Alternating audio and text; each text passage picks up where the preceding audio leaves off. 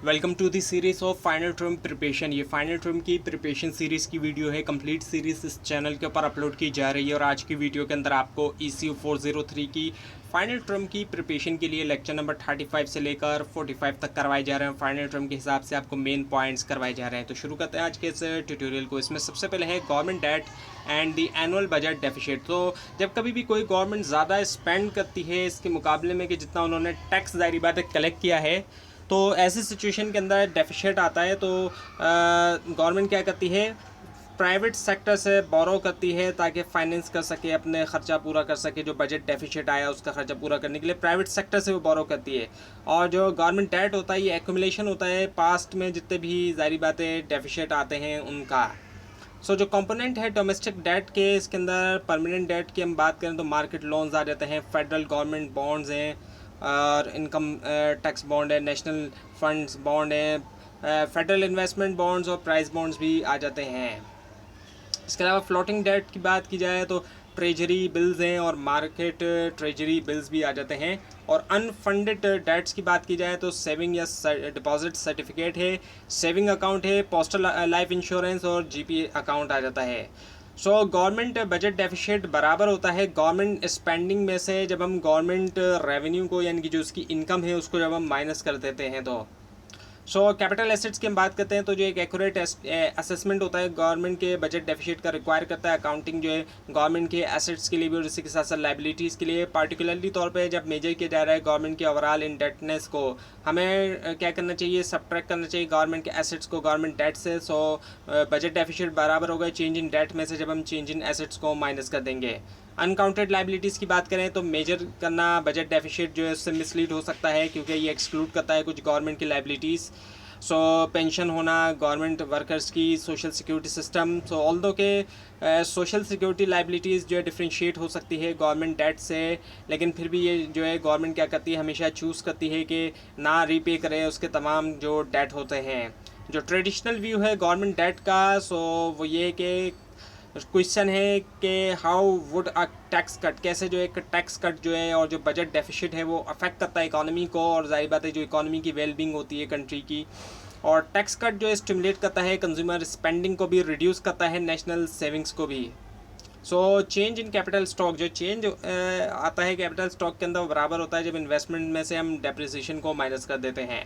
International trading की हम बात करते हैं तो जो मुंडल फ्लेमिंग मॉडल है जो ISLM कर्व के आगे की चीज़ हम कह सकते हैं, तो ये शो करता है कि एप्रिसिएशन और जो रिजल्टिंग फॉल होता है नेट एक्सपोर्ट के अंदर रिड्यूस करता है शॉर्ट रन एक्सपेंशनरी इफेक्ट जो है फिस्कल चेंज का।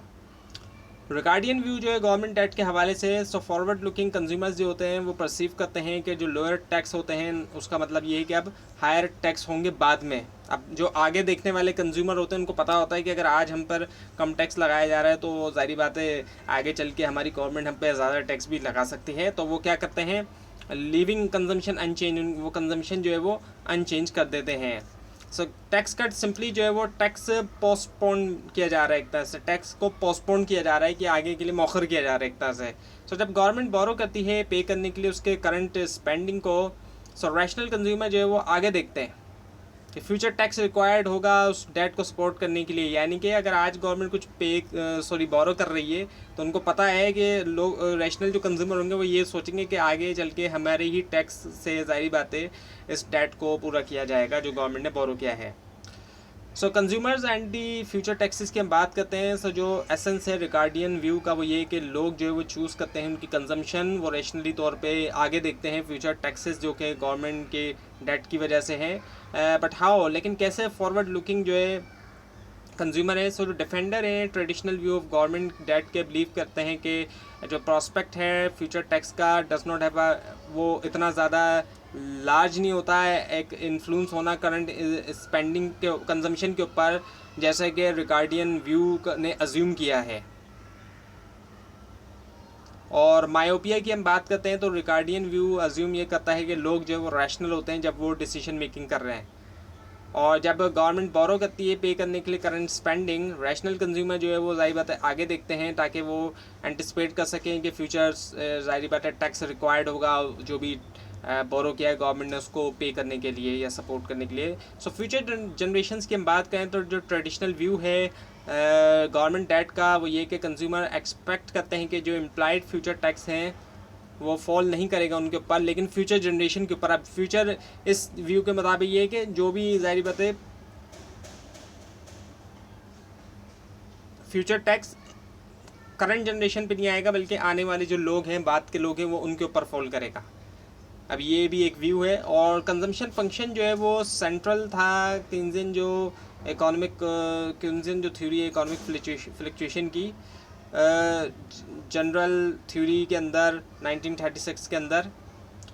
सो consumption function exhibit 3 properties that किन्जियन conjecture, और वो कौन कौन सी हैं? पहली तो ये कि जो मार्जिनल प्रोपेंसिटी टू कंज्यूम है वो है 0 और 1 के दरमियान, 1 से 0 के दरमियान है। और एवरेज प्रोपेंसिटी टू कंज्यूम जो है वो फॉल होती है जैसे जैसे इनकम के अंदर इजाफा होता है, और कंजम्पशन को डिटरमाइन किया जाता है करंट इनकम के ज़रिए।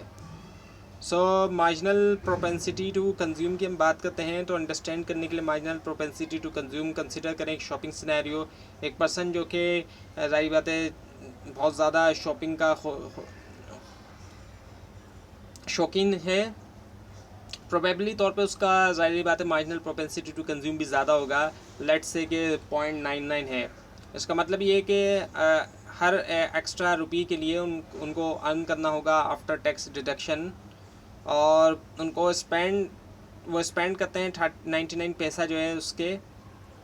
और मार्जिनल प्रोपेंसिटी टू कंज्यूम जो है वो मेजर करता है सेंसिटिविटी जो है चेंज आना एक वेरिएबल में दूसरे वेरिएबल के अंदर चेंज आने से, उसके हवाले से यानी कि। और सेकुलर स्टेगनेशन और साइमन कजनेट की हम बात करते हैं तो वर्ल्ड वॉर 2 के दरमियान जो दूसरी जंग अजीम थी, किन्जियन कंजम्पशन फंक्शन की बेसिस के ऊपर इकोनॉमिस्ट ने प्रिडिक्ट किया कि जो वर्ल्ड इकॉनमी है वो एक्सपीरियंस करेगी, जो कि उन्होंने कहा कि सेकुलर स्टेगनेशन उसको नाम दिया उन्होंने, एक लॉन्ग डिप्रेशन जो है इनफाइनाइट ड्यूरेशन का, अनलेस के फिस्कल पॉलिसी जो है उसको यूज़ किया जाए स्टिमुलेट करने के लिए एग्रीगेट डिमांड, यानी कि गवर्नमेंट को भी रोल प्ले करना पड़े। कंजम्पशन पजल की अगर हम बात करती हैं तो जो फेलियर है सेकुलर स्टेगनेशन हाइपोथेसिस का और जो फाइंडिंग है कजनेट की, दोनों ने इंटीग्रेट किया है कि जो एवरेज प्रोपेंसिटी टू कंज्यूम है वो फेयरली तौर पे कांस्टेंट है वक्त के साथ, और ये जो है इसने प्रेजेंट किया एक पजल। और एरवाइन फिशन और इंटरटेम्पोरल चॉइस की हम बात करें तो जो इकोनॉमिस्ट एरवाइन फिशन है इन्होंने डेवलप किया मॉडल जिसके ज़रिए इकोनॉमिस्ट ने ये एनालाइज किया कि कैसे रैशनल फॉरवर्ड लुकिंग कंज्यूमर्स जो है वो करते हैं इंटरटेम्पोरल चॉइसेस, और वो ये कि चॉइसेस जिसमें शामिल है डिफरेंट पीरियड्स ऑफ टाइम। ना द कंज्यूमर बजट कंस्ट्रेंट, तो कंसिडर करें डिसीजन जो कि फेस करे कंज्यूमर जो कि रहता है 2 पीरियड्स के लिए, यानी कि यूथ और रिप्रेजेंट यूथ एंड एज। सो वो अर्न करता है इनकम Y1 Y2 और कंज्यूम करता है वो C1 C2 दोनों पीरियड के दरमियान। सो सेविंग जो है फर्स्ट पीरियड के अंदर वो क्या है, S = Y1 माइनस C1 होगी। और कंज्यूमर प्रेफरेंस की हम बात करें तो कंज्यूमर प्रेफरेंस जो है कंजम्पशन के हवाले से जो है 2 पीरियड के अंदर इसको इंडिफरेंस कर्व से रिप्रेजेंट कर सकते हैं, और ये जो है शो करता है कॉम्बिनेशन फर्स्ट पीरियड का भी और सेकंड पीरियड कंजम्पशन का, जो कि बनाता है कंज्यूमर को इक्वली हैप्पी। ऑप्टिमाइजेशन की बात करें, कंज्यूमर अचीव करता है उसके highest level of satisfaction choose करते हुए पॉइंट जो है बजट कांस्टेंट के ऊपर, जो कि होता है हाईएस्ट इंडिफरेंस कर्व पे, और ऑप्टिमम के ऊपर इंडिफरेंस कर्व जो है वो टेंजेंट होता है बजट कांस्टेंट से। सो उसके बाद है how changes in income affect consumption, कैसे इनकम के अंदर चेंज आना कंजम्पशन को अफेक्ट करता है। सो इंक्रीज जो होता है चाहे वो फर्स्ट या सेकंड पीरियड के अंदर होता है इनकम के, वो शिफ्ट करता है बजट कॉन्स्टेंट को आउटवर्ड की तरफ यानी कि बाहर की तरफ करता है वो। और अगर कंजम्पशन जो होती है पीरियड 1 के अंदर और कंजम्पशन जो है पीरियड 2 के अंदर वो दोनों नॉर्मल गुड्स हैं, तो ऐसे फिर क्या होगा, जो कि डिमांडेड है ज़्यादा जैसे ही इनकम राइज होती है। सो ये इंक्रीज जो होता है इनकम के अंदर रेज करता है कंजम्पशन दोनों पीरियड के अंदर। उसके बाद savings and real interest rate की बात करें, डेटा इशू करता है कि कोई भी अपरेंट रिलेशनशिप नहीं है 2 वेरिएबल्स के दरमियान, या फिर सेविंग जो है वो डिपेंड नहीं करती इंटरेस्ट रेट के ऊपर। इकोनॉमिस्ट क्लेम करते हैं कि इनकम और सब्सटीट्यूशन इफेक्ट जो है हायर इंटरेस्ट रेट का अप्रॉक्सीमेटली एक दूसरे को कैंसिल करते हैं। उसके बाद है हाई जैपनीज सेविंग रेट, इसकी अगर हम बात करते हैं तो जापान के पास जो है one of the highest saving rate है, और बहुत से इकोनॉमिस्ट का बिलीव ये है कि जो की है रैपिड ग्रोथ की जापान ने जो एक्सपीरियंस की डिकेड्स के अंदर, दहाइयों के अंदर, वर्ल्ड वॉर 2 के बाद अगर हम देखते हैं तो काफ़ी ज़्यादा बहुत तेज़ी से ग्रोथ जापान को मिली। इवन के ज़ाहिर बात है वर्ल्ड वॉर 2 के अंदर हारने के बावजूद भी। सोलो ग्रोथ मॉडल जो है ये भी शो करता है कि जो सेविंग रेट है प्राइमरी जो है वो डिटर्मिनेंट है कंट्री की जो स्टेट लेवल ऑफ इनकम है। सो इंक्रीज़ होना सेविंग रेट के अंदर रेस करता है इन्वेस्टमेंट, जो इसकी वजह से क्या होता है कि कैपिटल स्टॉक जो वो ग्रो होता है एक न्यू स्टेट की तरफ। उसके बाद एरवाइन fission and inter temporal choice की हम बात करते हैं तो इकोनॉमिस्ट एरवाइन फिशन ने डेवलप किया मॉडल जिसको इकोनॉमिस्ट ने एनालाइज किया कि कैसे रैशनल फॉरवर्ड लुकिंग कंज्यूमर जो है वो करते हैं इंटर टेम्पोरल चॉइसेस, और वो ये कि चॉइसेस जिनमें शामिल है डिफरेंट पीरियड ऑफ टाइम, ये रिपीट हुआ आई थिंक। अच्छा, उसके बाद है Franco मोडिग्लियानी and the life cycle hypothesis. तो 1950s के अंदर फ्रैंको मोडिग्लियानी, एंडो एंड ब्रमबर्ग ने यूज़ किया जो Fisher model of consumer behaviour है ताकि स्टडी किया जाए कंजम्पशन फंक्शन, और जो उनका एक गोल था वो ये था कि स्टडी किया जाए कंजम्पशन पजल को। और फिशर के मुताबिक कंजम्पशन जो है वो डिपेंड करती है पर्सन की जो लाइफ टाइम इनकम होती है उसके ऊपर डिपेंड करती है। हाइपोथेसिस की बात करें तो ज़्यादातर लोग क्या करते हैं कि वो काम करना छोड़ देते हैं जब उनकी एज तकरीबन 65 हो जाती है, और वो ये भी एक्सपेक्ट करते हैं कि ज़ाहिर बात है उनकी इनकम भी ज़ाहिर बात है नीचे आएगी जब वो रिटायर हो जाएंगे, लेकिन वो ये भी नहीं चाहते कि उनकी जो स्टैंडर्ड ऑफ लिविंग है ज़ाहिर बात है जो कंजम्पशन जिस तरह की वो कर रहे हैं उसके अंदर वो कमी आ जाए, वो ये भी नहीं चाहेंगे। उसके बाद है फिर the life cycle consumption function. So life time resources जो होते हैं कंज्यूमर के टी एयर के लिए वो वेल्थ W है, और लाइफ टाइम अर्निंग जो है वो R/Y है। सो कंजम्पशन और सेविंग ऑफ एल्डरली की हम बात करें तो रिसर्च फाइंडिंग ये शो करती है कि जो एल्डरली लोग होते हैं वो ज़्यादा डिसेव नहीं करते जैसा कि लाइफ साइकिल मॉडल प्रेडिक्ट करता है। दूसरे वर्ड में बात करें तो एल्डरली जो है वो रन डाउन नहीं करते उनकी वेल्थ को एज क्विकली जितना कोई एक्सपेक्ट करे, कि अगर वो जो है ट्राई कर रहे हो स्मूथ करने के लिए उनकी कंजम्पशन जो है उनके जो रिमेनिंग एयर ऑफ लाइफ है उसके ऊपर। सो Milton Friedman and the permanent income hypothesis की हम बात करें तो 1957 के अंदर मिल्टन फ्रीडमैन ने जो है वो प्रपोज किया था जो है वो परमानेंट इनकम हाइपोथेसिस ताकि एक्सप्लेन किया जाए कंज्यूमर बिहेवियर को, और उसका एसेंस ये कि करंट कंजम्पशन जो है वो प्रोपोर्शनल होती है परमानेंट इनकम के। तो फ्रीडमैन का परमानेंट इनकम हाइपोथेसिस जो है वो कॉम्प्लीमेंट करता है मोडिग्लियानी का जो लाइफ साइकिल हाइपोथेसिस है। दोनों ने यूज़ किया फिशर थ्योरी ऑफ कंज्यूमर को ताकि आर्ग्यू करें कि कंजम्पशन जो है वो डिपेंड ना करे करंट इनकम के ऊपर सिर्फ। सो Robert hall and the random walk hypothesis को हम देखें तो रॉबर्ट हॉल पहले थे जिन्होंने ड्राइव किया इम्प्लीकेशंस जो है रैशनल एक्सपेक्टेशन फॉर कंजम्पशन की, और इन्होंने शो किया कि अगर परमानेंट इनकम हाइपोथेसिस सही है तो अगर कंज्यूमर्स के पास रैशनल एक्सपेक्टेशन है तो चेंज आना कंजम्पशन के अंदर वक्त के साथ वो होगा अनप्रडिक्टेबल, और जब चेंजेस जो है वेरिएबल के अंदर अनप्रडिक्टेबल होती हैं तो वेरिएबल को कहा जाता है फॉलो करना रैंडम वॉक। सो इन्वेस्टमेंट को अगर हम देखते हैं जीडीपी के हिसाब से तो ये कंपोनेंट के हिसाब से तो ये मोस्ट वॉलेटाइल कंपोनेंट है जीडीपी का, और जब एक्सपेंडिचर जो है गुड्स के ऊपर सर्विसेज के ऊपर वो फॉल करते हैं रिसेशन के दरमियान तो जो ज़्यादा डिक्लाइन होता है वो यूजुअली तौर पे इस वजह से आता है कि ड्रॉप हो जाता है इन्वेस्टमेंट स्पेंडिंग जो होती है उसमें कमी जब आती है। सो 3 टाइप्स है इन्वेस्टमेंट स्पेंडिंग की। सो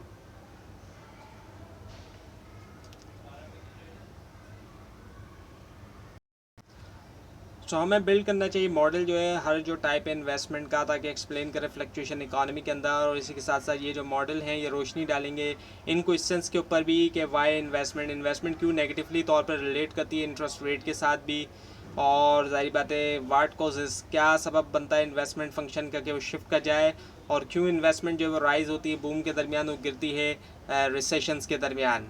बिज़नेस फिक्स इन्वेस्टमेंट की बात करें तो जो लार्ज पीस है इन्वेस्टमेंट स्पेंडिंग का वो है बिज़नेस फिक्स इन्वेस्टमेंट, और बिज़नेस की यहाँ पर हम बात करें ये जो इन्वेस्टमेंट गुड्स होते हैं इनको ख़रीदा जाता है फर्म की तरफ से ताकि यूज़ करें फ्यूचर प्रोडक्शन में। और फिक्स की बात करें सो ये जो स्पेंडिंग होती है कैपिटल के लिए होती है, जो कि रखा जाता है जिसको for a while. So business fix investment में शामिल है हर वो चीज़ जो कि फैक्स मशीन से लेकर फैक्ट्रीज तक है, कंप्यूटर से लेकर कंपनी की कार्स गाड़ियाँ वगैरह तक है। और जो स्टैंडर्ड मॉडल है बिज़नेस फिक्स इन्वेस्टमेंट का वो कहलाया जाता है new classical model of investment. Rental price of capital की हम बात करें तो टिपिकल प्रोडक्शन फर्म डिसाइड करती है कि कितना कैपिटल जो है वो रेंट किया जाए, कंपेयर करते हुए कॉस्ट ऑफ बेनिफिट जो है हर यूनिट का कैपिटल की। और जो फर्म जो है वो रेंट करती है कैपिटल को रेंटल रेट आर के ऊपर और सेल करती है उसका आउटपुट जो है प्राइस पी के ऊपर। सो रियल कॉस्ट जो है एक यूनिट ऑफ कैपिटल की टू द फर्म प्रोडक्शन वो R/P है। सो जो कॉस्ट ऑफ कैपिटल की अगर हम बात करते हैं सो जो रेंटल फर्म है जैसे कि कार रेंटल फर्म वो बाय करती है कैपिटल गुड्स और रेंट आउट उसको कर देती है, जाहिर बात है रेंट पे उसको दे देती है। सो कंसिडर करें जो कॉस्ट और बेनिफिट है कैपिटल को ऑन करने का। सो जो बेनिफिट है कैपिटल को ऑन करने का वो रियल रेंटल प्राइस होती है कैपिटल R/P की हर यूनिट के लिए कैपिटल की, और जो कि वो ऑन करता है और रेंट आउट करता है, रेंट पे देता है। सो जो डिटर्मिनेंट्स हैं इन्वेस्टमेंट के, सो कंसिडर करें कि रेंटल फर्म्स डिसीजन कि क्या इंक्रीज़ किया जाए डिक्रीज़ किया जाए उसका कैपिटल स्टॉक, और हर यूनिट के लिए कैपिटल के फर्म अर्न करती है रियल रेवेन्यू R/P और बेयर करती है real cost PK/P। So real profit per unit of capital जो है वो क्या है, प्रॉफिट रेट को बराबर है रेवेन्यू माइनस कॉस्ट, रेवेन्यू यानी कि इनकम माइनस कॉस्ट। और टैक्सेस एंड इन्वेस्टमेंट की हम बात करते हैं तो टैक्स भी जारी बात है इन्फ्लुएंस करते हैं फर्म का जो इन्वेस्टमेंट इंसेंटिव है कि एक्यूमुलेट किया जाए कैपिटल को इन मैनी वेज। और कभी कभी पॉलिसी मेकर जो है वो चेंज करते हैं टैक्स लॉ ताकि शिफ्ट करें इन्वेस्टमेंट फंक्शन को भी और इन्फ्लुएंस करें वो एग्रीगेट डिमांड को भी। स्वीडिश इन्वेस्टमेंट फंड सिस्टम की हम बात करते हैं। सो जो टैक्स इंसेंटिव है इन्वेस्टमेंट के लिए वो है वन टूल पॉलिसी मेकर जो है वो R1, और ये कि टूल पॉलिसी मेकर जो है वो यूज़ कर सकते हैं कंट्रोल करने के लिए एग्रीगेट डिमांड। स्टॉक मार्केट और टॉबिन्स क्यू की हम बात करें सो जो टर्म है स्टॉक, इससे मुराद जो है वो शेयर है ऑनरशिप का कॉरपोरेशन के अंदर। स्टॉक यानी कि जिसको हम शेयर भी कहते हैं, तो होता क्या है कि शेयर ख़रीदे जाते हैं जो कि ऑनरशिप को रिप्रेजेंट करते हैं। हर शेयर होल्डर जो है वो कॉरपोरेशन के अंदर कंपनी के अंदर एक ऑनर की तरह जाहिर बातें होता है वो। और स्टॉक मार्केट जो है वो मार्केट होती है जिसमें शेयर्स को ट्रेड किया जाता है, ख़रीदो फ़रोख्त की जाती है। और जो नोबेल प्राइज़ विनिंग इकोनॉमिस्ट हैं जेम्स टॉबिन, उन्होंने प्रपोज़ किया कि फ़र्म जो है वो बेस करती है उनके इन्वेस्टमेंट डिसीजन जो है रेशियो के ऊपर, जिसको उन्होंने कहा टॉबिन्स, जो कि अब कहलाया जाता है टॉबिन्स Q. So stock market as an economic indicator की हम बात करें ऑल्दो के वॉलेटिलिटी जो है स्टॉक मार्केट की जो है वो दे सकती है false signal future of economy के बारे में। येट जो एक वन शुड नॉट इग्नोर, जिसको इग्नोर नहीं करना चाहिए लिंक, वो है दो के दरमियान। और चेंजेस जो है स्टॉक मार्केट के अंदर अक्सर रिफ्लेक्ट करता है चेंजेस GDP में, जबकि जो स्टॉक है मार्केट एक्सपीरियंस करती है एक सब्सटेंशियल डिक्लाइन। जब एक्सपीरियंस करती है स्टॉक मार्केट सब्सटेंशियल डिक्लाइन, सो हमें जो है रेडी रहना चाहिए अपकमिंग रिसेशंस के लिए।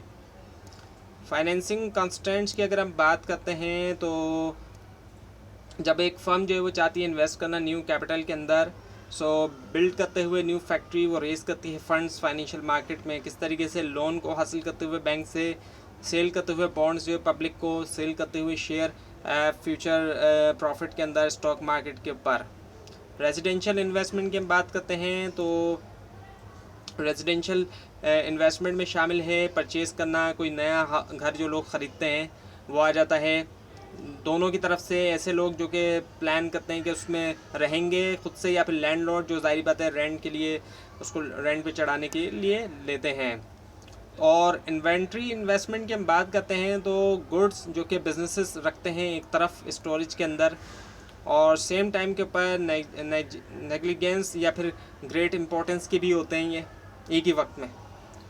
और ये जो है स्मॉलेस्ट कंपोनेंट में से है स्पेंडिंग के, और ये जो है इसकी जो वॉलेटिलिटी है उसको बनाता है क्रिटिकल भी जब स्टडी किया जाता है, जो स्टडी है इकोनॉमिक फ्लक्चुएशंस की। सीजनल फ्लक्चुएशन और प्रोडक्शन स्मूथिंग की हम बात करते हैं तो कॉन्ट्रेरी टू एक्सपेक्टेशन जो है बहुत से इकोनॉमिस्ट की और रिसर्चर की फर्म्स जो है वो यूज़ नहीं करती इन्वेंट्रीज ताकि स्मूथ रखें अपनी प्रोडक्शन को वक्त के साथ। और क्लियरेंस एविडेंस जो है वो आते हैं इंडस्ट्रीज से जहाँ पर सीजनल फ्लक्चुएशन हमें देखने में आती है डिमांड के अंदर, जैसे कि फैन मैन्युफैक्चरिंग है। सो कोई शख्स ये एक्सपेक्ट करेगा कि फर्म जो है वो बिल्डअप करेगी इन्वेंट्री ऐसे वक्तों में जब लो सेल है और ड्रॉ और निकाल लेगी उसको जब हाई सेल होती है। एक्सेलरेटर मॉडल ऑफ इन्वेंट्री की अगर हम बात करते हैं तो ये अज्यूम करता है कि फ़र्म जो है वो होल्ड करती है एक स्टॉक जो इन्वेंट्री का जो कि प्रोपोर्शनल होता है फर्म के लेवल ऑफ आउटपुट के साथ। और जब आउटपुट हाई होता है मैन्युफैक्चरिंग फर्म को ज़रूरत होती है ज़्यादा मटेरियल की भी, सप्लाई की भी अपने पास रखने के लिए, और ज़्यादा गुड जो होता है प्रोसेस ऑफ कंप्लीशन के अंदर। और जब इकॉनमी जो है वो बूम कर रही है सो रिटेल फर्म्स चाहती हैं उनके पास ज़्यादा मर्चेंडाइज हो उनके शेल्फ के ऊपर ताकि वो शो कर सकें कस्टमर्स को। इन्वेंट्रीज और रियल इंटरेस्ट रेट की हम बात करें तो दूसरे कंपोनेंट की तरह इन्वेस्टमेंट के इन्वेस्टमेंट डिपेंड करती है रियल इंटरेस्ट रेट के ऊपर। और जब फर्म होल्ड करती है गुड जो इन्वेंट्री के अंदर सेल करती है उसको कल ना कि आज, तो वो देती है गिव अप करती है इंटरेस्ट जो उसका जिसको अर्न किया जा सकता है आज और कल के दरमियान। फ्रैक्शनल रिजर्व बैंकिंग की हम बात करें तो अगर बैंक जो है वो स्टार्ट करते हैं यूज़ करना उनका कुछ डिपॉजिट जो है ताकि वो लोन दे सकें, तो वो जो है क्या कह सकते हैं चार्ज कर सकते हैं इंटरेस्ट लोन के ऊपर। और बैंक को लाजमी तौर पे कुछ रिज़र्व तो रखना पड़ता है अपने हाथ पे ताकि जो रिज़र्व है वो अवेलेबल रहें जब कभी भी डिपॉजिटर जो होते हैं वो पैसा निकालते हैं बैंक से तब। 3 इंस्ट्रूमेंट है मनी सप्लाई के, तो इसके अंदर जो इंस्ट्रूमेंट है उसमें ओपन मार्केट ऑपरेशन है जिसमें क्या किया जाता है परचेज़ और सेल किया जाता है। गवर्नमेंट बॉन्ड्स की ख़रीद व फरोख्त होती है। सेंट्रल बैंक ये काम करता है, जिस हमारा सेंट्रल बैंक यानी कि स्टेट बैंक है वो, तो स्टेट बैंक यहाँ पे ये काम करेगा। और रिज़र्व रिक्वायरमेंट की हम बात करें तो सेंट्रल बैंक की रेगुलेशन जो कि इम्पोज करती है एक बैंक के ऊपर मिनिमम जो रिज़र्व डिपॉजिट रेशियो कितना रखना है आपने। और डिस्काउंट रेट की बात करें तो ये इंटरेस्ट रेट होता है कि जो कि सेंट्रल बैंक चार्ज करता है जब वो लोन देता है किसको, बैंक्स को देता है। सेंट्रल बैंक जो है जाहिर बात है जब बैंकों को देगा, कमर्शियल बैंक्स वगैरह को। मनी डिमांड की हम बात करते हैं यानी कि जो पैसे की डिमांड है एक्चुअली वो भी जाहिर बात है पैसे की भी डिमांड की जाती है। तो जो क्लासिकल थ्योरी है मनी डिमांड की, quantity theory of money assume करती है कि जो डिमांड है रियल मनी बैलेंस की वो डायरेक्टली प्रोपोर्शनल होती है इनकम के साथ। सो MYPD वो बराबर है KY के, स्मॉल के वाई। सो किन्जियन जो थ्योरी है डिमांड मनी डिमांड की ये प्रेजेंट करती है ज़्यादा रियलिस्टिक मनी डिमांड फंक्शन जहाँ पर डिमांड जो है रियल मनी बैलेंस की डिपेंड करती है स्मॉल आई और वाई के ऊपर। सो M/P स्मॉल d बराबर है L/, small I and Y. और पोर्टफोलियो थ्योरीज जो है मनी डिमांड की, सो जो थ्योरीज है मनी डिमांड की जो कि एम्फेसाइज करती हैं रोल ऑफ मनी जो है as a store of value के तौर पर, इनको हम पोर्टफोलियो थ्योरी कहते हैं। यानी कि जो रोल है मनी का वो स्टोर ऑफ वैल्यू, हमने किसी भी सपोज करें 1 लाख अगर हमने स्टोर किया हुआ है तो एक तरह से वो किसी एसेट की वैल्यू है जैसे किसी रेफ्रिजरेटर या बाइक वगैरह की। सो इन थ्योरीज के मुताबिक लोग जो वो पैसा होल्ड करते हैं एज अ पार्ट के तौर पर उनके जो पोर्टफोलियो ऑफ एसेट है। Transaction theories of money demand की अगर हम बात करते हैं तो थ्योरीज जो कि एम्फेसाइज करती है कि रोल ऑफ मनी जो है वो as a medium of exchange है। मीडियम ऑफ एक्सचेंज जारी बात है ख़रीदो फरोख्त के लिए यूज़ किया जा रहा है। एक्नॉलेज करती है कि मनी जो है वो डोमिनेटेड एसेट है और स्ट्रेस है कि लोग जो है होल्ड करते हैं मनी और दूसरे एसेट के मुकाबले में जारी बात है परचेज़ भी करना होता है इनको। और ये थ्योरीज बेस्ट एक्सप्लेन करती हैं कि लोग क्यों होल्ड करते हैं नैरो मेजर ऑफ मनी इसके मुकाबले में कि होल्ड किया जाए एसेट जो कि डोमिनेट करता है उनको। Now the a model of money supply. So 3 exogenous variable, तो 3 एक्सोजीनियस वेरिएबल हैं। सो मॉनेटरी बेस B जो है वो टोटल नंबर ऑफ डॉलर जो कि हेल्ड करती है public as a currency C और बैंक जो है एज अ रिज़र्व R के तौर पर। और रिज़र्व डिपॉजिट रेशियो RR जो है वो फ्रैक्शन होता है डिपॉजिट D का जो कि बैंक होल्ड करते हैं रिज़र्व R के अंदर। और करेंसी डिपॉजिट रेशियो CR जो होता है वो अमाउंट होता है करेंसी C जो कि लोग होल्ड करते हैं एज अ फ्रैक्शन के तौर पर उनकी होल्डिंग का डिमांड डिपॉजिट D का। तो ये थी आज की वीडियो। आपको इस बारे में कोई क्वेश्चन है खास तौर पर इसमें कोई मिस्टेक दिखाई दे ज़रूर हाईलाइट कीजिए और इस पूरी सीरीज़ को देखने के लिए और फाइनल टर्म एग्जाम्स की प्रिपरेशन के लिए इस चैनल को सब्सक्राइब कीजिए, बेल आइकन के ऊपर क्लिक कीजिए। Thanks for watching this video and best of luck for your exams.